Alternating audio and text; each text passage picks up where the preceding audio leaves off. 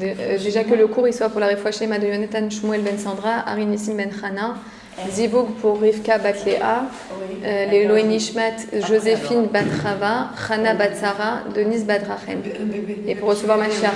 Ah oui, et Yotam Ben Yael. Yotam. Ouais. Yotam Shmuel Ben Yael. Qu'on ait que des bonnes nouvelles, Bezrat Hashem. Je sais pas, on commence le cours, on en parle après. Ils l'ont amputé le pied. Pour mon beau-frère. Oui, vas-y. C'est oh là là, je crois que c'est Youssef Ben. Tu peux dire Ben Sarah ou bien C'est Guy Ben Karma. Youssef Ben Karma. Sarah. Ou Ben Sarah. Voilà, c'est Guy, tu sais mon. C'est Guy Kama. Guy, tu sais mon beau-frère. Le père de Laura. Ah, le père de Laura. Si on peut parler pour lui. Ah oui. Voilà, aujourd'hui on va parler d'une nouvelle époque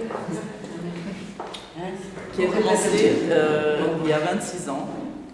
L'époque où, depuis cette date-là, c'est-à-dire Tafshin Aleph 1991, le Rabbi l'a annoncé au monde que le travail qu'il fallait faire pendant 5750 ans, il est terminé. Et on va parler de ce travail. Et il a annoncé donc qu'on est arrivé à une période, une nouvelle période qu'il n'y a jamais eu encore au monde, qui s'appelle les Yemot HaMashiach, c'est-à-dire les jours de Mashiach. Et les Chazal ont dit que la différence entre la Galoute et la Géoula, ce n'est que le Shiabud Malchuyot, ça veut dire que dans la domination des nations. Ça veut dire qu'en Galoute, il y a la domination des nations, et en Géoula, il n'y a plus la domination des nations. Et ce qui se passe aujourd'hui, c'est qu'il n'y a plus cette domination des nations. Qu'est-ce que ça veut dire? Ça veut dire que les forces du mal sont complètement neutralisées. Ça veut dire quoi? Il n'y a plus aujourd'hui, le mal ne peut plus agir par ses propres forces. Il n'a plus de force. Le mal n'a plus de force.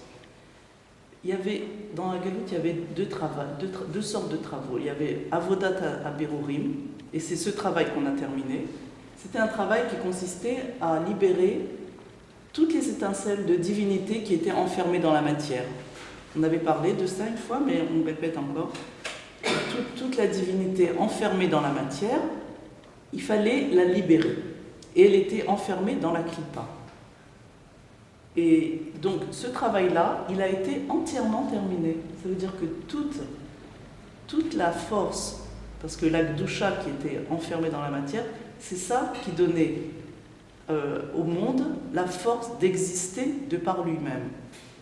Le sentiment, parce que la Klippa, elle donne le sentiment d'être elle-même, c'est-à-dire qu'elle a pris la place c'est comme si une servante, elle prend la place de sa maîtresse.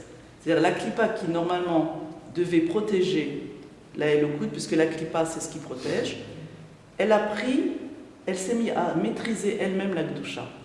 C'est-à-dire elle a pris le dessus. C'est-à-dire les forces du mal, ils ont pris le dessus sur le monde. Et c'est elle qui dirigeait le monde. C'est pour ça qu'il y avait beaucoup de mal dans le monde. Et donc elle s'est prise pour Dieu. Elle a pris la place c'est comme la servante qui a pris la place de sa maîtresse. Et donc elle donne le sentiment que non seulement elle existe de par elle-même, et cette Klippa, on l'a en nous aussi. On l'avait en nous. On peut dire maintenant qu'il n'y a plus, mais le ressenti, il est encore. On a en nous le sentiment que non seulement la Klippa, elle donne le sentiment que non seulement elle existe, mais elle donne le sentiment que tout vient d'elle. C'est comme Pharaon, par exemple. Pharaon, il se prenait pour Dieu. Pharaon disait que c'est lui qui s'est fait lui-même. Et donc, il gouvernait le monde entier. Pharaon avait une force énorme qui venait de la Klippa. C'est une force spirituelle. C'est pour ça que personne ne pouvait se sauver d'Égypte. Et aussi, toutes ces pyramides, tout ce qu'il a fait, c'était par les forces de la Touma, le contraire de la Gdusha, les forces de la Klippa.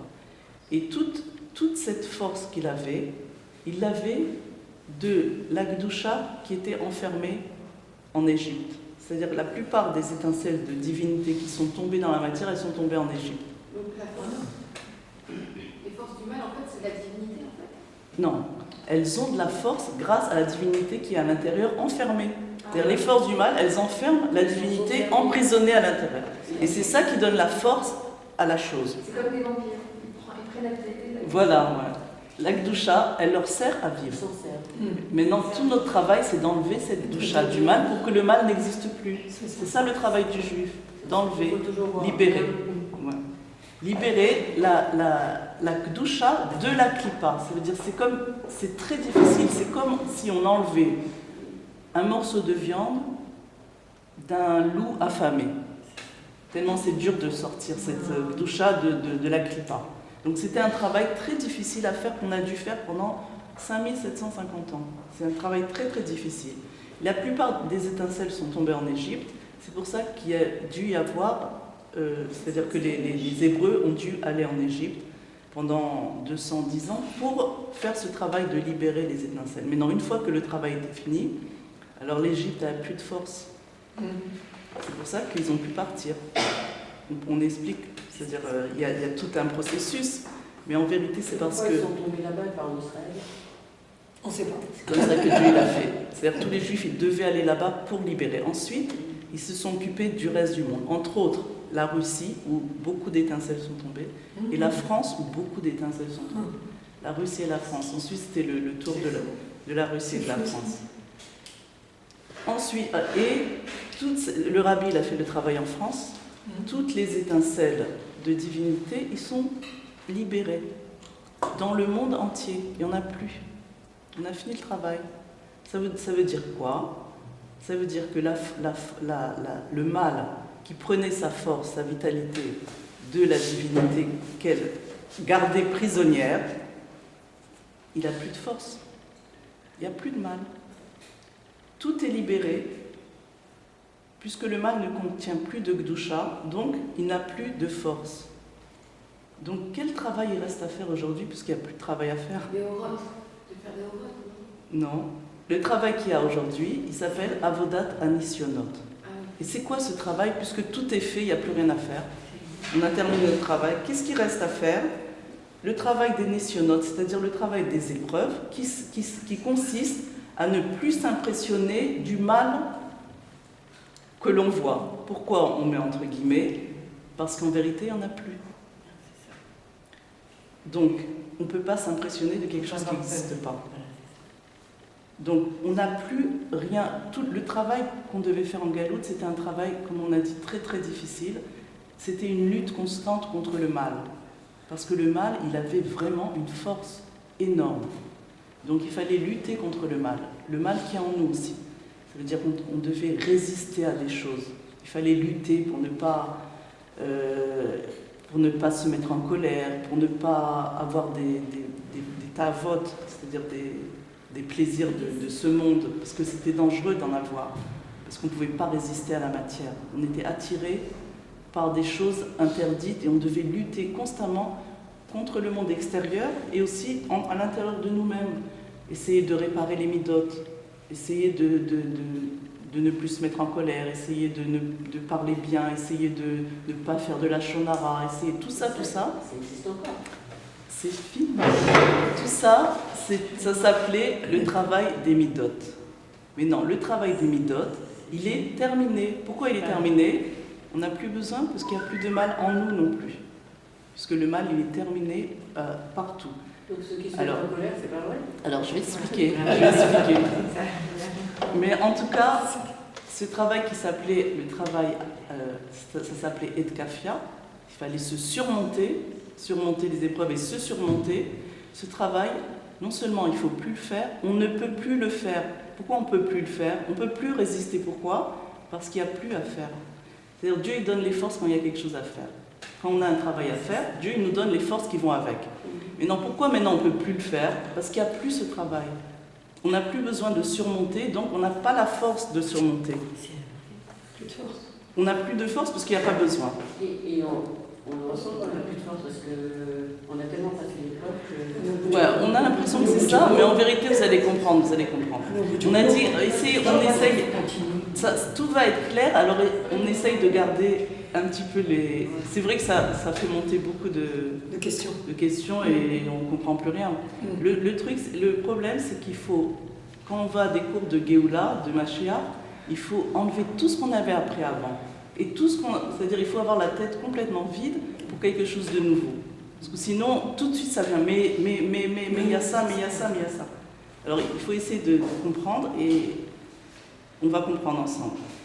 Donc, comme il n'y a plus de mal, on n'a plus rien à surmonter. Abraham, il a eu une épreuve. Quand Dieu lui a demandé d'aller sacrifier son fils, en chemin, il y a eu, entre lui et l'endroit où il devait aller, il y a eu un fleuve c'était très difficile de le traverser. Et Abraham, il savait que c'était une épreuve. Une épreuve, c'est quelque chose qui n'a pas de réalité. Donc, il ne s'est pas impressionné par ce fleuve, puisqu'il savait que c'était une épreuve, et une épreuve, en vérité, il n'y a rien de concret. C'est juste une épreuve, c'est-à-dire c'est juste une illusion d'optique. Donc, il ne s'est pas impressionné, et il a continué à avancer dans le fleuve. Maintenant, il sentait son corps mouillé, il sentait le froid de l'eau, mais il savait qu'il n'y avait pas d'eau. Maintenant, s'il avait essayé de nager, s'il avait pris un bateau pour traverser ce fleuve, s'il avait essayé de construire un pont, toutes ces choses-là, il aurait amené à l'échec. Ça veut dire qu'il se serait noyé. Abraham, Avinu, on ne pouvait pas résister de cette façon-là à cette chose-là. À l'épreuve, on ne peut pas résister en luttant contre elle. Il fallait simplement qu'il continue à avancer. Comme s'il n'y avait pas le fleuve. Qu'est-ce qui s'est passé? C'est qu'il a marché, et là, il n'y avait plus le fleuve. C'est pas qu'il n'y avait plus, c'est qu'il n'y avait jamais eu le fleuve. Même qu'il ressentait, il ressentait, mais c'était fini, il n'y avait plus rien. Donc s'il avait essayé de surmonter, il aurait échoué. La seule façon de réussir une épreuve, c'est de ne pas s'en impressionner comme si elle n'était pas là. Et continuer de faire ce qu'on doit faire sans s'impressionner de la chose, sans s'impressionner de l'obstacle qui est devant nous. Comme j'ai dit. Mais viens, on continue, comme ça vous allez me comprendre. Mais exactement comme ça. Ça veut dire il y a une épreuve, comme Abraham il a fait. Qu'est-ce qu'il a fait? Il aurait pu dire, mais alors je ne peux pas aller là-bas puisqu'il y a le fleuve, donc je m'arrête. Ou bien, puisqu'il y a un fleuve, mais normalement il ne devrait pas y avoir, c'est impossible que Dieu y mette un obstacle. Alors pourquoi il y a ce fleuve? Bon, je vais prendre un bateau, je vais essayer de traverser, ou je vais essayer de nager. Toutes les solutions, elles n'étaient pas bonnes et il aurait échoué. Parce qu'on ne peut pas surmonter une épreuve, on peut que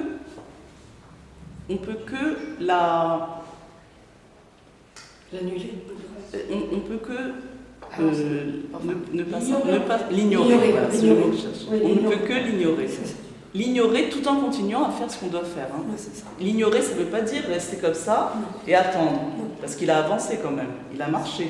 Il a marché jusqu'à que l'eau lui arrive.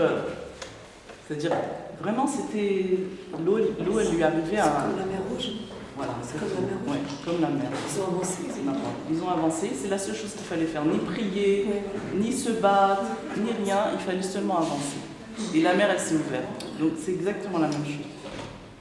Alors, c'est quoi surmonter une épreuve aujourd'hui? Puisque on voit qu'il y a des épreuves. Puisque le dernier travail, c'est le travail des épreuves. Donc, il y a des épreuves. On a beaucoup. Dur, en fait. Ça veut dire quoi? Surmonter. Mais je mets entre guillemets surmonter parce qu'on ne doit pas surmonter. Mais il faut bien dire le mot. Réussir une épreuve, c'est quoi? C'est en hébreu l'asiar et adat. Alors, ce cours-là, c'est un cours qui a été donné par le Rav Rothenstein et que j'ai entièrement traduit. Et enfin, Vous pouvez écrire les SIA? Les asiar et adat. Je pense pas que c'est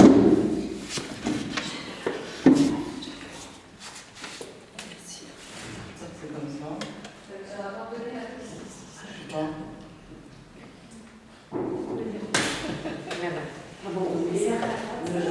Et c'est Hadat. Et c'est Hadat, c'est. Je vais traduire. Les asiar. C'est faire diversion. C'est quoi? Mettre de côté, c'est un côté. Ne pas attacher son date, ne pas être attaché à la chose. Les asiar, ça veut dire. Les asiar, ça veut dire enlever. C'est comme ça, je sais pas si c'est comme ça que c'est écrit. Les asiar. Les asières, ça veut dire enlever. Le date, c'est être attaché à la chose. Enlever l'attachement. Ne pas être attaché. C'est pas la connaissance, la raison. Oui, c'est ça. Attachement. C'est un attachement. Date, c'est cachot, ça veut dire attachement. Attachement, oui, c'est aussi connaissance. C'est pas la raison qu'on va influencer son cœur. Oui.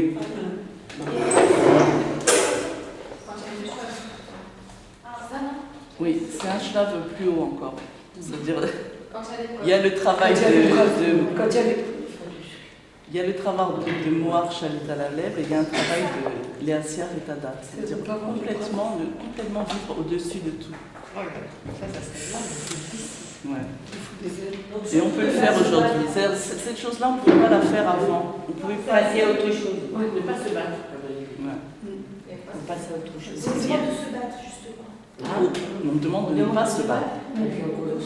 Pourquoi? À la base, on demande de se battre contre nos mauvais désirs. Non, justement, c'est ce qu'on dit. Non. C'est que maintenant, ce travail, il n'a plus lieu d'être. Il n'y a plus lieu d'être. Alors, les asières et tadat, ça veut dire enlever toute relation qu'on a avec une chose. Ça veut dire, les asières tadat de cette chose, c'est enlever toute relation qu'on a avec cette chose. Tout attachement à la chose. Ça veut dire quoi? Enlever tout attachement au mal. Au mal qu'on voit ou au mal qui est en nous ou au mal qui est chez l'autre. On n'a aucun rapport avec ça. Aucun rapport. Aujourd'hui, si quelqu'un il veut surmonter en luttant, comme on faisait avant, contre par exemple ses mauvaises pensées, alors on lutte, ou bien contre une épreuve, on lutte contre elle, contre quelqu'un, ou contre soi-même, ça veut dire son mauvais penchant, comme tu as dit. Si on lutte, on augmente la galoute. Pourquoi? Parce que le fait de lutter contre une chose, ça lui donne une existence. Ça entretient la chose. Si quelque chose nous dérange, c'est parce qu'on compte cette chose. C'est-à-dire elle existe pour nous. On l'a fait exister. Si on ne la compte pas, elle disparaît. Pourquoi? Parce qu'en vérité, elle n'est pas. Donc elle disparaît. Toute chose qui nous dérange, c'est parce que cette chose-là, on la compte. Je ne sais pas si c'est le mot qu'on dit. Non, on la fait exister. Les itrachev, quoi. Prendre en compte. On la prend en compte, voilà. Voilà, c'est ça. Oui, on le fait exister, ce mal. Mais si on ne la prend pas en compte, On ne la calcule pas. si on ne la calcule pas, voilà, exactement, alors elle disparaît comme elle est venue, parce qu'en vérité, du début, elle n'était pas là. C'est comme le fleuve. Elle est illusoire. Illusoire. Illusoire, même si c'est très fort, même qu'on le sent, même qu'on le voit, même qu'on l'entend, même qu'on le sent dans le corps, parce qu'Abraham, il sentait le froid de l'eau. C'est très dur, mais c'est très Je veux dire, c'est pas illusoire du point de vue, dans les sens, on le sent. Mais c'est quand même, mais c'est comme, oui, c'est là, mais c'est quand même illusoire. Ça veut dire, l'épreuve, elle n'existe pas. Même qu'on la sent vraiment, avec tous les sens. Oui, c'est ça, il ne faut pas la calculer. Il ne faut pas la calculer. Mais il faut continuer à faire ce qu'on doit faire. Ça veut dire, je ne vous dis pas maintenant d'être complètement, à l'ouest. Hein? Perché, ouais. C'est un travail. C'est un travail. Alors d'abord, il faut savoir. Non. C'est un travail. Bien sûr, c'est le seul travail qu'il nous reste à faire, tout est fini. Ben voilà. Alors c'est sûr que c'est un travail, mais on va voir que c'est petit à petit, on peut y arriver en s'exerçant. En tout cas, il faut savoir que la galoute, elle n'est qu'à l'intérieur de nous. À l'extérieur, le monde, il est en Géoula. Tout est terminé. Parce qu'on vient de dire que le travail, il est terminé. Il n'y a plus de Gdoucha enfermé dans la Klippa. Donc, il n'y a plus de mal à l'extérieur. Maintenant, pourquoi on voit encore du mal à nos yeux? C'est parce qu'on a l'habitude de la galoute qui est à l'intérieur de nous. C'est seulement une question d'habitude. L'habitude, elle fait qu'on continue à voir encore des choses mauvaises alors qu'il n'y en a plus. Puisqu'il n'y a plus de force.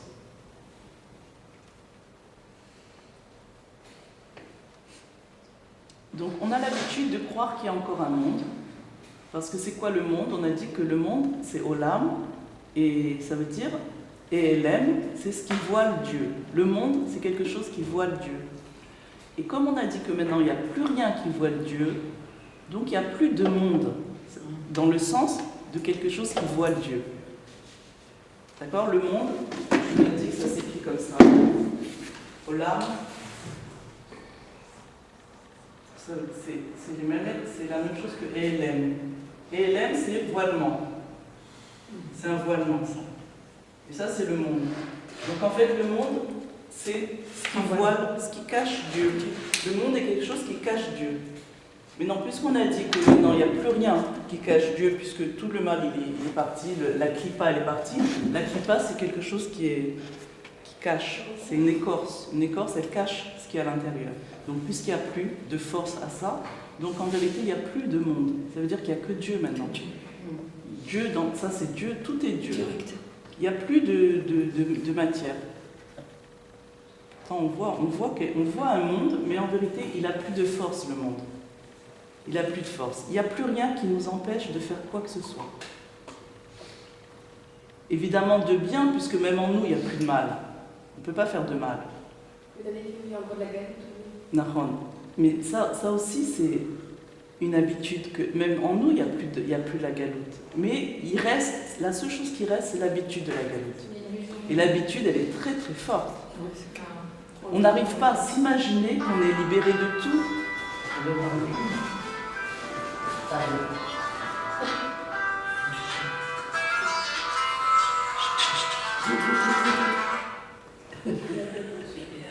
Mais en silencieux. Par exemple, si quelqu'un a peur de ne pas terminer le mois, c'est cette peur qui fait qu'on est en minus à la banque. Ça veut dire que la vérité, en vérité, c'est qu'on a tous une richesse. C'est nous qui nous... Voilà, c'est que nous. Par notre, et en plus, c'est seulement par notre habitude. Ça veut dire quelqu'un qui a toujours vécu dans le tzimtzum, comment on dit tzimtzum ? Dans la restriction, il ne peut pas s'imaginer. On lui dit, mais non, ça a été riche. Le rabbi il a dit que chacun de nous a une richesse infinie en gashmiut et en ruchaniut. Et pourtant, moi, je sais qu'à la banque, j'ai pas... Alors, quand on dit à quelqu'un...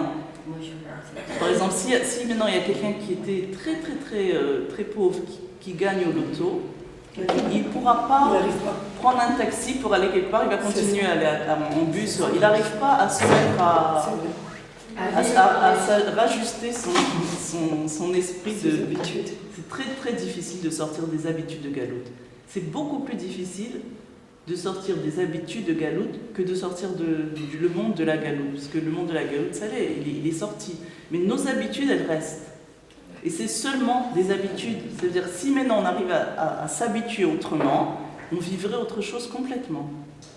C'est-à-dire, il y a vraiment plus rien à avoir. On n'a plus de soucis à se faire dans rien.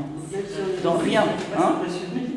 Même si on est en minus, il ne faut pas ça. Pas du tout. Il y a toujours des solutions. Maintenant, si on s'impressionne, si on a peur, si on tremble, si on commence à ne pas dormir la nuit de ça, alors on entretient la chose. C'est-à-dire on lui donne encore de la vitalité pour continuer. Mais si on se dit, de quoi j'ai peur? Le rabbi il a dit qu'on est riche. C'est pas ça qui va m'impressionner. Je sais que c'est du bluff. Voilà. Le mot c'est bluff. Un grand bluff, une grande atsaga. Le monde c'est une grande atsaga. C'est pas une foi aussi? La foi aussi, il y a peut-être une l'habitude à rester dans cette habitude de galoute. Oui, on a peut-être un intérêt. Parce que c'est une sécurité, quelque part. Si on a l'habitude, par exemple la peur, on a l'habitude d'avoir peur. Oui, c'est une forme de sécurité. C'est quoi la peur? La peur, normalement, elle est censée nous protéger d'un danger. Ça veut dire qu'elle est censée, si on voit un lion devant nous et on n'a pas peur, c'est pas normal. Bon, aujourd'hui, il ne nous fera rien, mais disons avant. C'est-à-dire, comme quand la force du monde avait encore une force, alors c'était dangereux d'être devant un lion en liberté, donc il fallait se sauver. Donc la peur, elle nous servait à nous protéger. Parce que les enfants, des fois, ils n'ont pas peur du tout et ils peuvent se mettre en danger. Donc la peur, en fait, c'est comme un bouclier entre nous et la chose. Elle nous sert à nous protéger. Maintenant, le problème, c'est qu'on a pris la peur comme un bouclier et on s'en sert comme un bouclier. Ça veut dire que la peur, elle nous permet de ne pas avoir peur. Ça veut dire que même aujourd'hui, on a l'impression que si on arrête d'avoir peur, il va nous arriver quelque chose. C'est comme si qu'on était toujours en... C'est un moteur. Oui, Oui, voilà. comme si qu'on était Sécurité. toujours prêt à quelque chose qui va arriver. Ouais, c'est ça. Et on ne veut pas lâcher ça parce qu'on a peur de se laisser aller et on a l'impression que dès qu'on va être tranquille, hop, c'est là que il y a quelque chose qui nous attend au tournant. On perd le Et dès qu'on va être tranquille, hop, la chose elle va venir. On perd le Et c'est ça l'habitude. On perd le bouclier. Oui, on perd le bouclier, exactement. Voilà. Ouais, on Donc perd- on n'arrive pas à lâcher prise. C'est ça. On n'arrive pas à se laisser aller et de dire ça y est, il y a plus, j'ai plus de préoccupations, j'ai plus de soucis. On n'arrive pas à lâcher. Et c'est la seule chose qui reste à faire, c'est lâcher ça. Lâcher. Il faut savoir d'abord, parce que si on ne sait pas, si on croit qu'il y a encore des choses qui peuvent nous arriver, si on a encore des dangers, donc c'est vrai qu'on n'arrive pas à lâcher parce qu'on a l'impression que lâcher, ça voudrait dire je me prépare à rien, je me prépare pas à la chose. On a l'impression qu'on doit se préparer toujours à quelque chose. Donc on est comme ça, on n'est pas détendu. On attend presque les épreuves. Et dès qu'on est détendu, on a l'impression que ça va venir. Hein? On attend presque les On épreuves. attend, on attend, et On des attend. fois, on est les content provoque. quand c'est arrivé. Voilà. Bon, les farottes, ça y est, Ouais. ça y est, c'est arrivé. J'avais raison. Ouais, j'avais raison, et puis bon, ça va, c'est arrivé déjà. C'est passé. On a peur du bonheur, on a peur d'être tranquille. On a l'impression que les choses qui arrivent, c'est normal qu'elles arrivent, et puis tant mieux qu'elles sont déjà arrivées. Comme ça, c'est déjà passé. Bon, après, on se prépare à la Ah, là, prochaine c'est la chose. suivante. Parce que le juif a un passé aussi très beau. Oui, c'est Ah, ça. c'est l'habitude. On On a l'habitude. C'est C'est ça, c'est ça ce que j'ai dit, c'est l'habitude de la galoute. On a l'habitude d'être frappé, d'avoir des coups. Donc on se prépare toujours au prochain. Combien d'années de... Ben, 5700.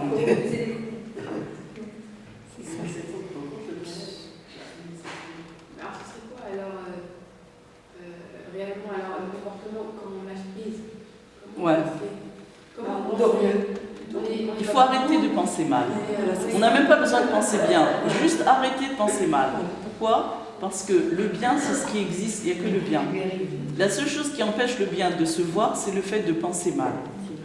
Donc si on arrête au moins de penser mal, on n'a même pas besoin de penser à quelque chose. Arrête de penser mal. Donc, automatiquement, le bien, il surgit puisqu'il n'y a que ça. Donc il n'y a pas un deuxième travail à faire. Seulement arrêter de s'attendre à des choses. Essayer de se détendre et de dire, il n'y a plus rien de mal qui peut arriver. À personne. Moi, on pense aussi. Hein? Moi, on pense. Ouais, mais comme on est obligé toujours, la pensée elle est tout le temps, on est obligé, alors vaut mieux penser à des mots comme ça. Il n'y a plus rien de mal. Tout ça. Toutes ces choses-là, elles font que ça remplit notre tête d'autres choses, qu'on n'arrive pas à ne pas penser. Et donc, voilà. Mais même par exemple, même encore plus que ça. Alors maintenant, qu'est-ce qu'on dit que c'est la peur de la chose qui fait que la chose elle a de la vitalité. Alors qu'est-ce qu'on va faire maintenant? On va avoir peur d'avoir peur. Ah ouais, D'accord? Puisqu'il n'y a que ça. Il n'y a que la peur qui fait. Il n'y a pas la chose, mais il y a la peur de la chose qui fait que ça l'entretient. Même ça, non. C'est-à-dire même la peur de la... Même la peur... Non, même le résultat de la peur, il y a quelque chose qui va arriver puisque ça va entretenir. Même ça, c'est du vent. Vous voyez à quel point c'est du vent? Tout est du vent. C'est-à-dire même ça, c'est du vent. C'est une illusion de vitalité qu'on donne à la clipa. C'est même pas, on lui donne même pas de la vitalité. Parce que là, on a dit qu'on donne de la vitalité à la clipa en ayant peur, en s'impressionnant d'elle. Mais même ce qu'on lui donne, même ça, c'est une illusion de vitalité. Donc le travail, c'est de ne plus lutter, mais de dévier l'attention. Et ça, hadat. Et ça, la siya, ça veut dire dévier, enlever. Hadat, c'est l'attention à quelque chose, l'attachement à une chose. Donc on doit dévier l'attention, ne pas être attaché, dat, c'est attaché, à la situation problématique. C'est-à-dire on doit être détaché d'elle. J'ai pas de rapport avec ça. Il n'y a pas de mal, il n'y a pas de mal, il n'y a plus de mal. Il faut se rentrer ça dans la tête et le dire toute la journée. Il n'y a plus rien, il n'y a que du bien, il n'y a que du bien. le rabbi nous dit qu'on doit tous être riches. Alors comment le rabbi peut nous ordonner quelque chose de ce genre-là? On va dire, mais ça ne dépend pas de moi, moi je voudrais bien être riche, mais ça ne dépend pas de moi. Mais si le rabbi nous ordonne d'être riche, c'est que on l'est déjà, on peut l'être en tout cas, en dévoilé, puisqu'on ne peut pas ordonner quelque chose à quelqu'un si la personne ne peut pas l'être. C'est impossible. Si on dit, mais ça dépend de Dieu, c'est pas moi, moi je veux bien être riche. Non, le rabbi nous dit, chacun de nous doit être riche matériellement et spirituellement. Donc c'est une ordonnance. On doit changer notre façon de penser et abandonner complètement nos habitudes de pensée de galoute. Et nos habitudes de ressentir de galoute et nos habitudes de comportement de galoute. C'est-à-dire qu'on doit aller à un autre endroit complètement qu'on n'a jamais encore été. En nous. Quelque chose de nouveau qu'on ne connaît pas. Et on ne doit pas associer des choses qu'on connaissait avant. Ça veut dire que c'est une chose nouvelle.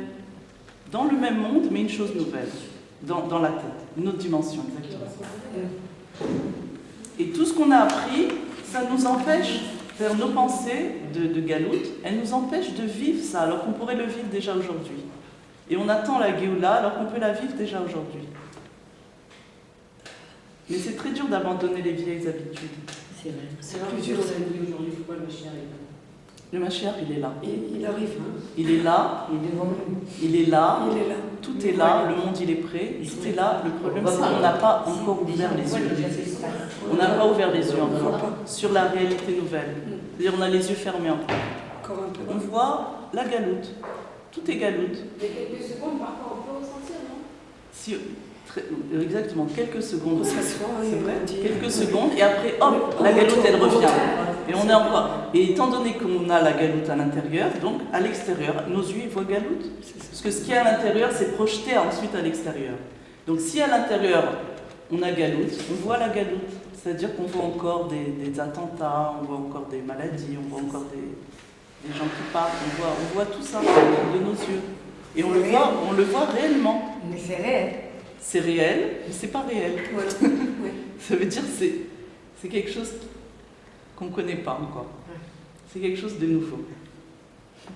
Alors, la différence maintenant entre comprendre, c'est-à-dire ce qu'il faut maintenant, c'est ne plus comprendre les choses, c'est les savoir. C'est une grande différence entre comprendre et savoir. Il y a, je ne me rappelle plus c'est quelle histoire, mais il y a un rav qui a dit qu'il a étudié pendant des années pour essayer, pour comprendre Dieu et c'est-à-dire non pour savoir Dieu, c'est-à-dire savoir Dieu. Et alors l'autre lui a dit mais même ma servante elle sait. Alors elle lui a dit enfin il lui a posé la question, la servante elle a dit évidemment je connais Dieu. Alors il lui a dit elle comprend mais moi je sais. C'est-à-dire toute la différence entre comprendre quelque chose et le savoir. C'est la même différence qu'il y a entre le monde de Hatzilut. Vous savez qu'il y a 4 mondes spirituels. Il y a 4 mondes, 3 spirituels et un matériel, c'est notre monde là. Le monde de Hatzilut, c'est le monde le plus haut. Ensuite, il y a le monde de Bria, ensuite Yetzira, et ensuite Asiya, c'est notre monde à nous. Alors, dans le monde de Bria, c'est là-bas où il y a c'est le Gan Eden, là où il y a toutes les Neshamot, qui jouissent de l'émanation de la Elokut. Et c'est-à-dire, c'est le monde de l'acquisition, c'est-à-dire là-bas on acquiert Oui. et on jouit de la lumière divine au monde de Bria. Mais dans ce monde-là, même que c'est un monde très haut, puisqu'il n'y a pas de matériel, mais quand même, il y a une différence entre celui qui acquiert et celui qui est acquis. Ça veut dire entre Dieu et l'âme. Il y a une différence. Il y a quelqu'un qui est là et qui jouit de quelque chose. Donc il y a 2 choses, 2 entités. Dans le monde de Hatzilut, l'âme, elle n'acquiert rien du tout. Elle n'acquiert rien, elle ne jouit pas de la Elokut, puisque là-bas, Et ça, c'est en nous, hein, tout ça. Tous les mondes, ils sont en nous. C'est-à-dire qu'on a des niveaux. On a le niveau de Bria, on a le niveau de Hatzilut en nous. C'est-à-dire qu'on peut arriver à cette conscience de Hatzilut en nous. C'est le degré en nous, la dimension, comme on a dit, la dimension en nous, où on ne fait plus de différence entre nous et Dieu. Ça veut dire qu'on ne jouit même pas de la lumière de Dieu, parce que nous, c'est nous. Il n'y a pas autre chose. Mais comment on peut, puisque vous avez dit que c'est Dieu qui fait tout ça, C'est Dieu, c'est ça. Alors, oui, mais ça c'est quand même... Oui, c'est la différence entre... Oui, c'est ça. Hein, On est un monde avec tout ça, en fait. ouais. Oui. on a tout en nous. Il n'y a que nous, il n'y a que le monde, il n'y a pas autre chose. C'est pour ça que ce qu'on voit à l'extérieur, c'est ce qu'on a à l'intérieur. Parce qu'à l'extérieur, c'est qu'une projection. Ce qu'il y a en nous, ensuite, c'est une projection à l'extérieur. Donc il n'y a pas l'extérieur, il n'y a que dedans. Il n'y a que le monde intérieur en vrai. Et après, il y a la projection à l'extérieur. C'est pour ça qu'on peut vivre une autre dimension aujourd'hui complètement. C'est entre nos mains. En tout cas, on peut commencer à le vivre, petit à petit. On n'est pas obligé du tout de rester en galoute. Parce que le Rabbi nous a tout donné, toutes les clés, tous les outils pour y arriver. Alors maintenant, quand on va se poser la question, qui je suis? Hein? C'est un autre problème. Non, c'est pas un autre, c'est la même chose. Qui je suis? Alors, quand on va dire qui je suis, qu'est-ce qu'on va répondre? Bah, vous avez dit je suis moi. Non, mais disons qu'on ne savait pas ça. On demande à quelqu'un qui tu es. Il va dire, je m'appelle, j'habite là-bas, je suis mère d'enfants, je suis mariée, je suis mère, j'ai étudié ça, je suis... voilà, on commence à décrire tout ce qu'on est. Le CV. Et tout ça, c'est évidemment pas moi. Tout ce que je vais pouvoir dire, toutes les définitions que je vais pouvoir annoncer, ça va jamais être moi. Tant que j'ai quelque chose à dire, sur moi, c'est pas moi encore. Quand est-ce que ça devient moi? Quand on te pose une question qui tu es et tu réponds. Tu réponds rien. Je suis, et ça s'arrête là. Non, je suis rien. Je suis. C'est-à-dire que je peux pas peut dire le expliquer, prénom. je peux pas comprendre. Je peux pas comprendre qui je On suis. peut dire pas le prénom des prénom des Même pas le prénom des mots, les hébraïques. Si dès que je commence à dire un mot, c'est déjà une définition. Donc c'est un dévoilement. Je ne peux pas se définir. On ne peut pas comprendre qui on est parce que chaque chose, ça va être un dévoilement de ma personne, ça ne va jamais être moi. Et quand on demande à une personne, j'aimerais savoir qui je suis. Eh ben, c'est ça, tu réponds. Non, la personne qui est en face de... Tu t'en fous de ce qu'il Il peut pas Non, me il peut dire. Ben, elle te répond, tu es. Oui, c'est tout. Tu es. Pas te C'est-à-dire, définir. je suis qui je suis, c'est tout. Je suis qui je suis, c'est la seule Tu peux définition. pas te définir. Oui, c'est vrai. C'est-à-dire qu'en fait, je ne peux pas me comprendre. Oui, ben, Oui, voilà. ça ressemble les Voilà, deux. c'est ça. Ça ressemble, tu sais. Voilà, c'est ça. Ça veut dire, je ne peux pas définir, expliquer qui je suis, je peux que être. C'est tout. Définir, on ne peut pas. On peut que être. C'est tout ce qu'on peut faire. Parce qu'il n'y a aucune explication qui pourra me définir vraiment. Comme on ne peut pas définir Dieu non plus, je ne peux pas me définir. Mes sentiments, ce n'est pas moi. Mon corps, ce n'est pas moi. Mon comportement, ce n'est pas moi. Moi, je ne peux pas le définir. C'est quoi moi? Je ne peux pas le définir. Donc, quand je veux me relier à moi-même, je ne pourrai jamais le faire par le dévoilement de ma personne. Je ne pourrai pas me relier à moi-même par mon ressenti ou par ma compréhension, par mon corps ou par ce que j'ai fait ou par ce que je fais dans la vie. Je ne pourrai jamais me relier à moi-même à ça. Parce que chaque fois que je voudrais le faire, en vérité, je continue à ne pas me définir et à être quelqu'un que je ne suis pas en vrai. Parce que je suis indéfinissable. La seule chose que je peux faire, c'est de savoir, c'est-à-dire la date. La date, c'est de faire un avec soi-même. C'est ça. C'est la seule façon d'être, de savoir qui on est, c'est de faire un avec soi-même sans aucune définition. Ça veut dire, je ne dois pas associer le moi à rien d'autre. Et donc, à ce moment-là, je ne dépends de rien d'extérieur. Ça veut dire que je ne dépends aucun dévoilement extérieur. Parce que si je dis que moi, c'est mon corps, alors après mon corps il va changer, alors ça ne va plus être moi. Je ne vais plus me reconnaître. Si je dis que moi c'est, je ne sais pas, dites-moi quelque chose, c'est mon âge, alors l'âge aussi il va changer. Tout peut changer. Tout ce qui est extérieur, ça peut changer. La seule chose qui ne changera jamais, c'est moi, quelque chose que je ne peux pas définir.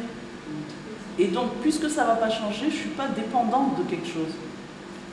Donc, quand on n'est pas dépendante de quelque chose, on est libre. On est complètement libre. Ça veut dire que je ne dois pas du tout essayer de me définir. Impossible de se définir et on ne doit pas se définir. C'est ça, être libre. C'est d'être à l'intérieur de soi et c'est tout, rien d'autre. Cohérent. Cohérent. On ne peut pas le définir. Même le nom, il est déjà une définition. On peut être bien en fait. Évidemment. Évidemment. Et c'est la même chose pour l'autre. Comment je peux essayer de comprendre quelqu'un d'autre? Parce que ce que je vois de lui, c'est seulement ce qui dévoile. Tu peux pas, c'est-à-dire, si quelqu'un il te parle, tu peux pas comprendre sa souffrance, vraiment. Tu peux pas comprendre qu'est-ce qu'il traverse, qu'est-ce qu'il est. Parce que tout ce qu'il va dire, ça va être des dévoilements de la personne, puisqu'il va commencer à parler. Donc, en vérité, c'est le silence. C'est-à-dire, se relier à une personne, c'est entrer en elle. En elle, mais sans les mots. Il n'y a pas besoin de mots pour ça. En sachant que elle, c'est moi. Et moi, c'est elle. Et qu'on est une partie d'un tout. Voilà, c'est compliqué ça. Alors là, Ça veut dire que tu te mets à la place de la personne, c'est ça? Oui, de l'empathie. On se met à la place de la personne. Non, pas à la place. On ne peut pas être à la place de la personne. Non, On n'est c'est pas- pas parce que chaque Non, mais c'est pas ça pas comme on dit. dans les ressentis. Ça veut dire qu'on se met De l'empathie. on se met de sa souffrance, par exemple. Non, parce que à chaque fois que tu es avec quelqu'un, alors elle va te parler, tu vas comprendre ce qu'elle dit à travers ton interprétation. Ça veut dire à travers tes peurs à toi, tes compréhensions, la façon dont tu vois le monde, avec tes complexes, avec ton ressenti. C'est jamais, ça va jamais être elle. Non, tu Ça peux va pas jamais mettre à être la elle. On ne peut pas se mettre à sa place. Non, non, tu peux pas ressentir ce qu'elle ressent. Ah, d'accord. Si tu fais, c'est-à-dire si tu fais intervenir tes dévoilements à toi, tu vas pas comprendre. Tu pourras pas la comprendre. Ah, j'ai D'accord. compris. C'est à travers les frustrations, à travers tout ça, alors tu essayes de comprendre l'autre. Mais en vrai c'est à travers toi que tu passes. Avec tes dévoilements à toi qui sont même pas toi. Alors. Ah, et en plus, c'est vrai. Là, Mais on peut aider quand même, ça aide Donc quand on ne peut même. pas comprendre. Oui, mais Oui, ça aide à un quand certain même. niveau, mais si on veut aller jusqu'au bout, on ne peut pas comprendre une personne, on doit la savoir. Ah voilà, il faut comprendre, Ça- il faut la savoir. La savoir, c'est être en elle. Oui, voilà. Comprendre, C'est la même chose qu'avec soi. c'est facultatif à la limite de comprendre. C'est pas obligé. Comprendre, c'est extérieur à la personne. Voilà, c'est ça. C'est justement le fait d'essayer de comprendre qui empêche d'être Voilà. avec elle dans C'est son sentir, essence. c'est sentir. c'est ça. C'est ça, c'est sentir. Comme tu disais, il n'y a même pas besoin de parole des fois. Pas de besoin. C'est sentir. Quand C'est on... pour ça que tu connais pas. Oui, quelque part. Il n'y a rien à dire. Oui, Non, mais c'est la vérité. Parce que chaque chose qu'on a à dire, Oui. ça va pas être... Ça va être seulement un dévoilement de la chose. C'est pas mon être. Mon être, tu peux pas le définir. Donc la personne, elle peut pas aussi te comprendre. C'est compliqué. Non, c'est superficiel, tout ce qu'on aura beau. Voilà. Voilà. Ça va être Tu superficiel. peux pas prendre la douleur de quelqu'un ou Mais non, quand on aime les dévoilements d'une personne, en vrai, c'est être, on avait dit ça déjà, c'est être avec nous-mêmes. On reste avec nous-mêmes. Quand on aime les dévoilements d'une personne, ça ne veut pas dire qu'on l'aime. Parce que les dévoilements de la personne, on a dit que c'est pas elle, c'est ses dévoilements. Alors si une relation, elle se base sur des dévoilements. S'il n'y a plus de dévoilement, il n'y a plus de relation. Parce que la relation, elle est basée sur ça. On ne peut pas atteindre l'être tant qu'il y a des dévoilements. Et les dévoilements de la personne, elles cachent son être. Les dévoilements de la personne, elles cachent son être.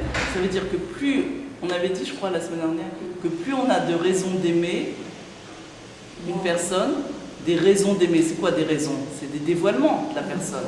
Elle est comme ça, elle est comme ça, elle est comme ça, elle est comme ça. Plus on a des raisons d'aimer une personne, et moins on peut l'aimer, elle, vraiment. Elle. C'est ce qu'on a dit la semaine dernière. On a dit ça, je savais. Parce que les dévoilements, ils cachent l'essence.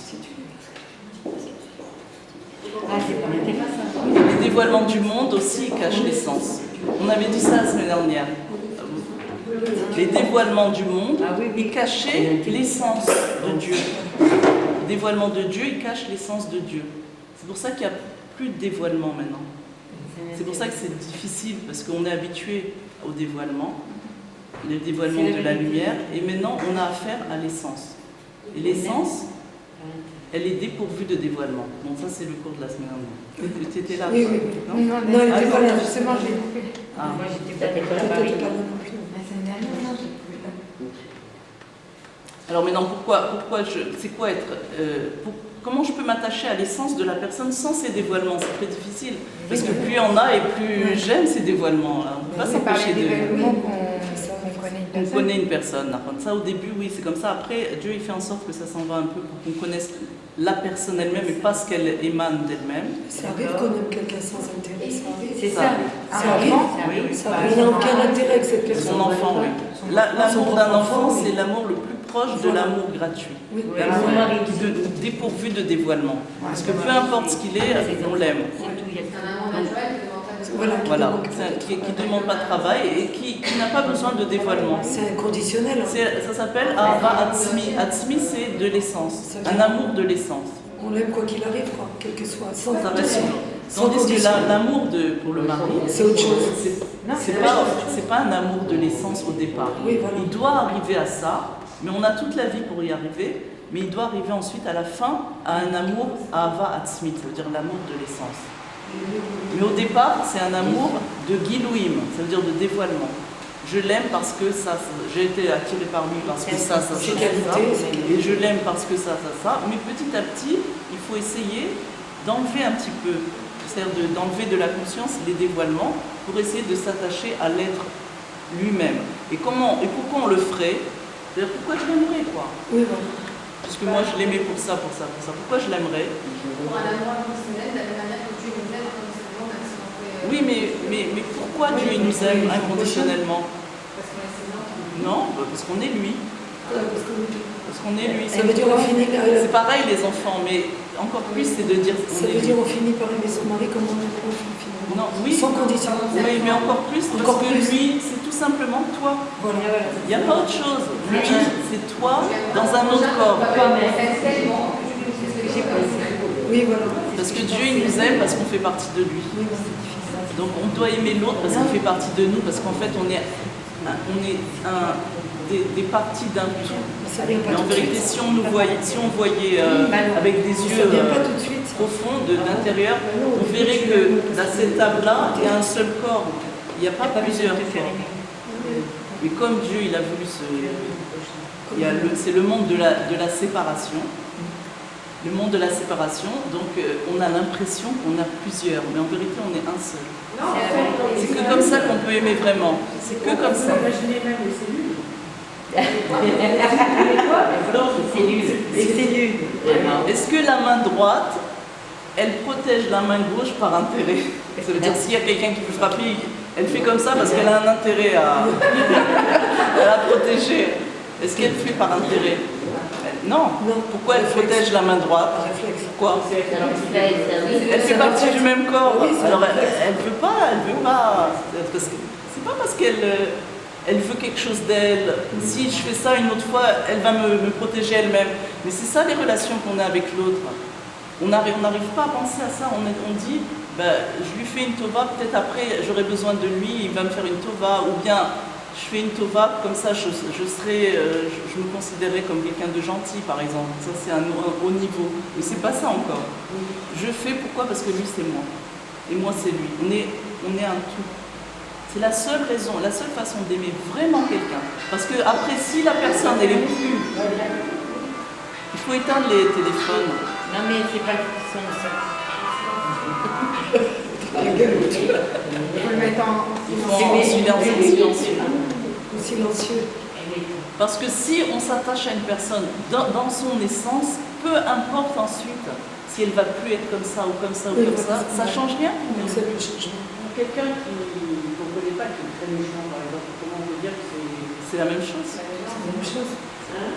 Si c'est un juif, il fait partie de toi. On va faire un cours entier sur ça, sur Avat Israël. Ouais. La prochaine fois, la semaine prochaine, un cours sur Avat Ah Israël. ouais, voilà. Comment aimer quelqu'un qui n'est pas gentil. Comment aimer Birla? Parce que même quelqu'un qui est Tout gentil, on simplement. ne sait pas l'aimer. Oui, hein. voilà. Alors quelqu'un qui n'est pas gentil, encore. On s'éloigne, Mais on peut l'ignorer aussi. Hein? On peut ne pas le calculer. Non, Non, c'est pas aimer Ah ça. bon? Mais on va parler de ça la prochaine fois. Ah, c'est bien. j'ai l'aimer non. Alors, donc on ne peut pas aimer quelqu'un parce que ça. Parce que l'amour, ça c'est l'amour. Aimer pour des raisons, c'est l'amour de l'âme animale. Mais nous on ne veut pas aimer de l'âme animale, on veut aimer de l'âme divine. L'amour de l'âme divine, c'est un amour qui ne dépend de rien, donc qui est dépourvu de dévoilement. Je l'aime parce que c'est tout. Parce qu'il est. Voilà. Pourquoi tu m'aimes? Pourquoi je l'aime? Parce qu'il est. Parce qu'il est, c'est tout. Rien d'autre. Donc si on dit, je sais pas Donc pourquoi à ce moment-là, c'est bien. c'est Oui. quoi? Si on dit, je sais pas pourquoi je t'aime, c'est bien. Ouais, bien sûr. Oui. Bon, bah, je sais pas pourquoi je t'aime. C'est très bien, il faut le vivre aussi. Il faut le vivre.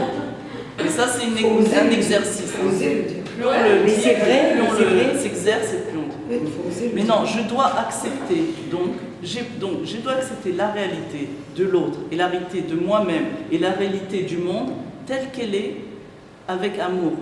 Et pourquoi j'ai aucun mal d'accepter la réalité, ni ma réalité, la réalité de l'autre et la réalité du monde, c'est-à-dire sans jugement et sans interprétation, telle qu'elle est, tout simplement, parce que, c'est ça d'ailleurs, les kabel pneumachia. On dit qu'on doit les kabel pneumachia. Les kabel pneumachia, c'est accepter la réalité telle qu'elle est. Pourquoi j'ai pas de problème à accepter la réalité? Parce que tant que je vois la réalité d'après mon âme animale, donc je la vois d'après mes interprétations. C'est-à-dire qu'on a dit tout à l'heure d'après mes frustrations, d'après mes peurs, d'après... Tout ce qu'on voit en vérité, c'est que interprétation.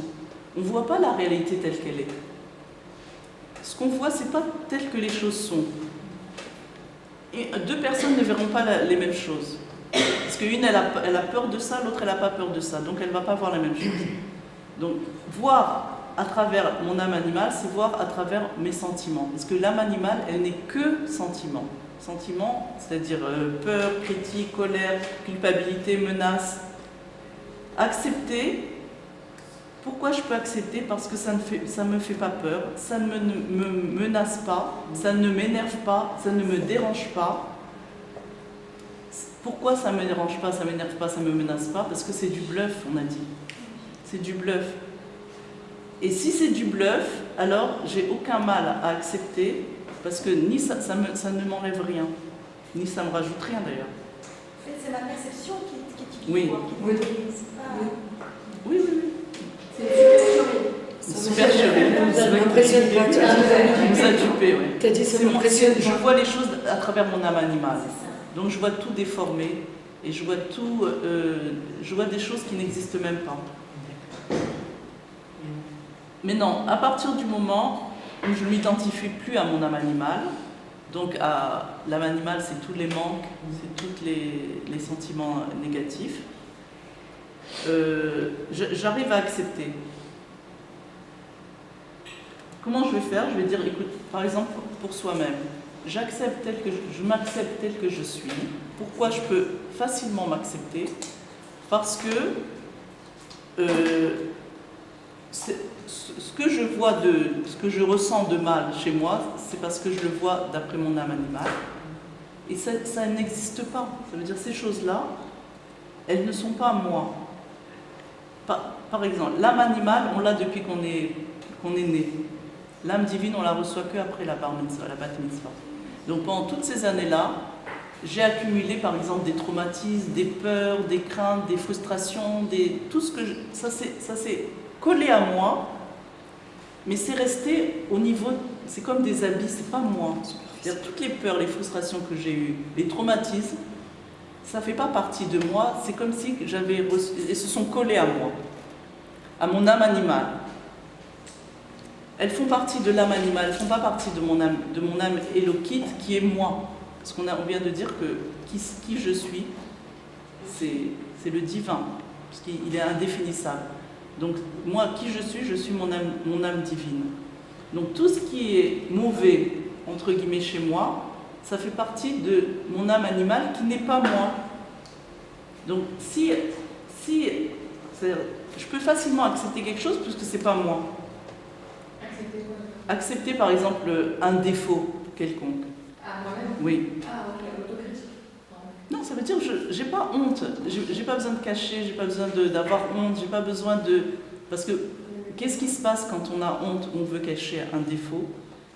C'est qu'on n'a pas des vraies relations avec les autres, parce qu'on a toujours peur qu'ils découvrent. On a encore des défauts. Donc chaque mot qu'ils vont dire, c'est une menace.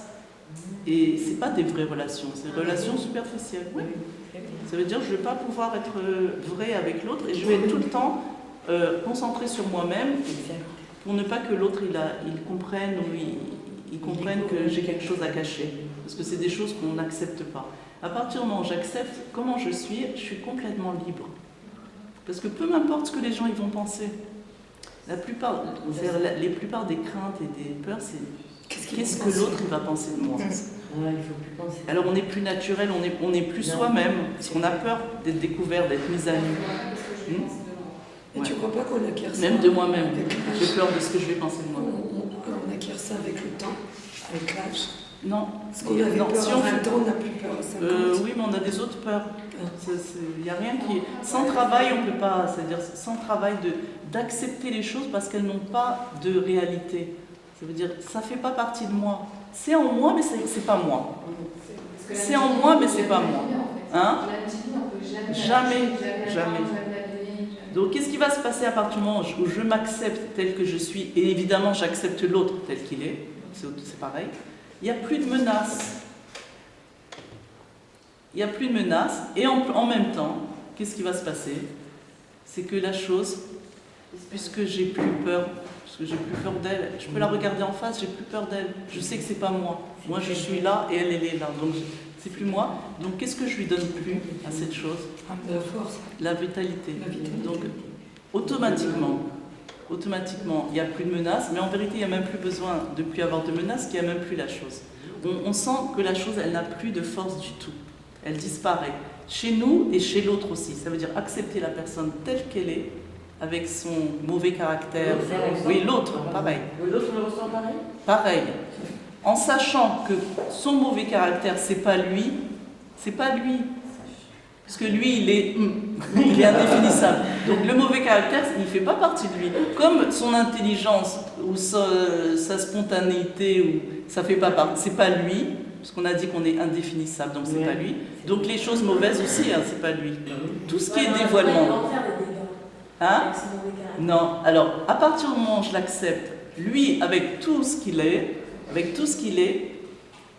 d'abord je le vois autrement complètement, parce que d'abord lui, il se sent accepté, donc il n'est plus en menace. Alors, quelqu'un qui est plus en menace, il est autrement complètement. La plupart des conflits, c'est des menaces l'un pour l'autre.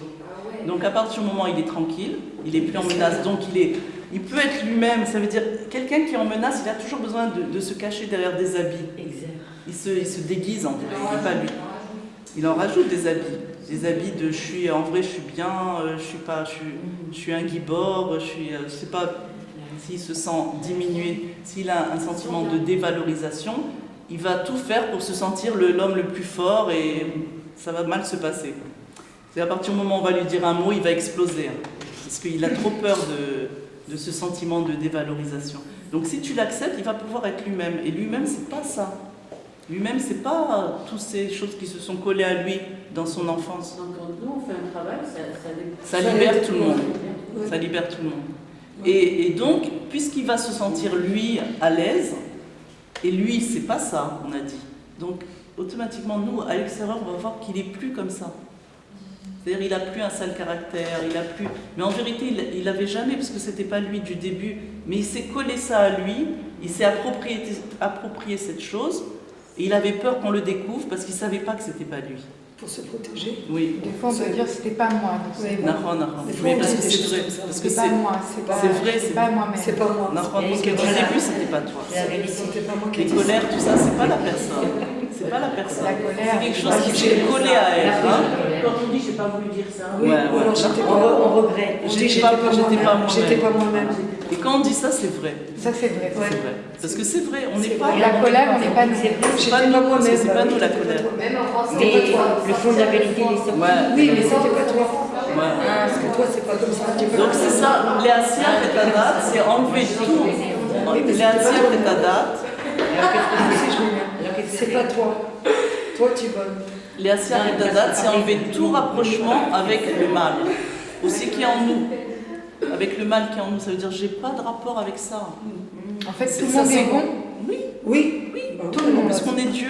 Tout le monde est bon. Dieu est-ce que Dieu il est en colère? Est-ce que Dieu il est énervé? Est-ce que Dieu il a C'est la peur? vérité. Est-ce que Dieu... Tout le Non. monde est bon. Si Dieu il a ni peur, ni énervé, ni ça, alors moi non plus. Effectivement, la colère, Ouais, c'est pas la colère, c'est pas une colère qui vient d'un manque. C'est autre chose. Donc tout ça, c'est pas nous. Donc si c'est pas nous, je peux l'accepter facilement. Pourquoi j'arrive pas à accepter un défaut? Je peux pas accepter un défaut parce que je m'associe au défaut. Donc si j'accepte pas le défaut, je m'accepte pas non plus. Hein. Bien sûr. C'est-à-dire, puisque moi et ça c'est une chose. Pourquoi j'arrive pas à m'accepter tel que je suis? Parce que j'associe les défauts que j'ai avec moi. C'est-à-dire, ça c'est moi. Bah non. Mais Bah si non. maintenant je sais qu'il n'y a aucun rapport, Bah non. que c'est quelque chose qui s'est collé à moi mais Ah oui. c'est pas moi, C'est pas Ça arrive. alors j'ai J'aime aucun bien. problème. J'ai aucun problème d'accepter. Même les défauts. Parce que c'est pas moi. Pareil, les défauts pareil de pour l'autre. l'autre. Pareil, les défauts de Pour l'autre. moi ou pour l'autre, c'est pareil. C'est pas lui. C'est ça. Et à partir du moment où je m'accepte, j'accepte que j'ai ça en moi, mais c'est pas moi, j'ai aucun problème d'accepter, alors je suis tranquille. Je suis tranquille, je suis libérée, j'ai plus besoin d'avoir Et au peur final, peut-être des qu'il va se autres. passer le- Oui, bah voilà. de pas porter de l'intérêt. Et automatiquement, Ça s'efface. la chose, elle s'en va parce qu'en vrai, elle n'existait pas en vrai. On lui donne pas de vitalité. Voilà, On on lui donne revient à pas. ça. Donc j'ai plus de menaces, je suis plus énervée. La chose n'existe plus. On la fait plus. Sinon, on l'entretient. Mais tant que je suis associée à la chose, j'arrive pas, je peux pas m'accepter. Les gens, ils souffrent énormément du fait de ne pas s'accepter. Et ils peuvent Forcément, pas il y a des s'accepter, ils C'est peuvent le pas. mal-être. Hein? C'est le mal-être. Des fois, il y a des Et choses qu'on ils aime luttent pas en contre nous, eux-mêmes, on lutte. ils luttent pour ne pas être en Et plus on colère. va lutter, plus. Et plus on donne de la vitalité à la chose. positive. Plus on lutte et plus on donne de la vitalité à la chose. Et on ne peut jamais gagner parce qu'on a dit qu'il y a pas, comme on ne doit pas surmonter, on n'a pas la force de surmonter. Donc on souffre énormément. On souffre et on prend des cachets, des cachets, des cachets. Et on fait Hein? La déprime. La déprime. La fortune des psychologues. Voilà, des psychologues et des psychiatres. Ouais, voilà. Donc les hashlim, les kabel c'est les hashlim avec. Ça veut dire les hashlim, vous savez c'est quoi? Oui, oui, oui. C'est ça les kabel. Les kabel c'est C'est recevoir les Donc, gamins. les kabel pneumachiar, c'est ça. C'est vrai. C'est accepter en sachant que en vérité c'est pas nous, en sachant que c'est pas l'autre, en sachant que c'est pas le monde, ni moi, ni l'autre, ni le monde. C'est pas ça. Ça s'est ajouté et même ce qui s'est ajouté, ça n'existe même pas. Ça veut dire que il n'y a plus de force. À partir du moment où je sais que c'est pas moi et donc je m'en impressionne pas, je l'accepte parce que je sais que c'est pas moi, j'ai aucun problème avec ça. La chose, elle s'en va. C'est-à-dire, j'ai gagné aussi qu'elle s'en va. Bon, évidemment, on ne va pas faire semblant d'accepter l'autre pour que l'autre il a plus qu'on n'aime pas chez lui. Hein. Ça ne va pas marcher. Alors, il faut d'abord l'accepter en sachant que c'est pas lui, que lui